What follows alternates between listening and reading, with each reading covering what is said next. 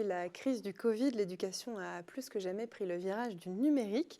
Entre robotique, métavers, campus connecté, quelles sont selon vous justement les nouvelles tendances EdTech de cette rentrée 2023?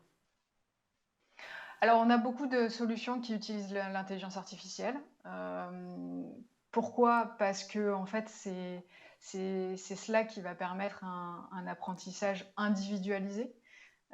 Et je pense que c'est vraiment le cœur de l'apprentissage, d'aujourd'hui et de demain. Permettre à des, élèves qui sont à un moment donné, soit très, à l'aise avec, par exemple, l'apprentissage de la lecture ou de l'écriture, des mathématiques et au contraire permettre à des élèves qui sont un peu plus en difficulté d'avoir des contenus pédagogiques, un soutien du professeur, de l'enseignant, heu, spécifique à leurs attentes et à leurs besoins, c'est clé.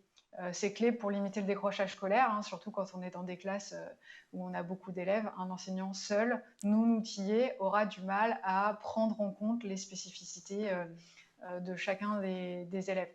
Donc l'IA, aujourd'hui, parce qu'elle permet de suivre l'apprentissage, d'identifier là où l'élève va bloquer ou au contraire va avancer facilement. C'est central. On a aujourd'hui énormément de solutions qui sont développées en partenariat avec des labos de recherche d'excellence, CNRS, INRIA, etc., et qui développent des modèles d'intelligence artificielle qui sont inédits et exemplaires, y compris quand on se compare à l'international. Donc ça, c'est clé.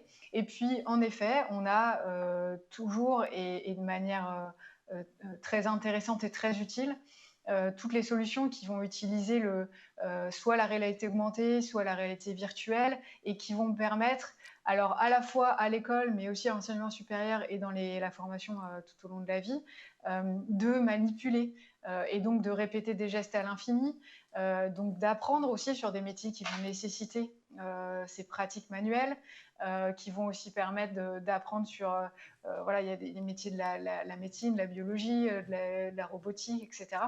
On va en Sont des parler métiers pour lesquels il y a vraiment un des solutions petit et des opportunités en matière de réalité virtuelle et immersive.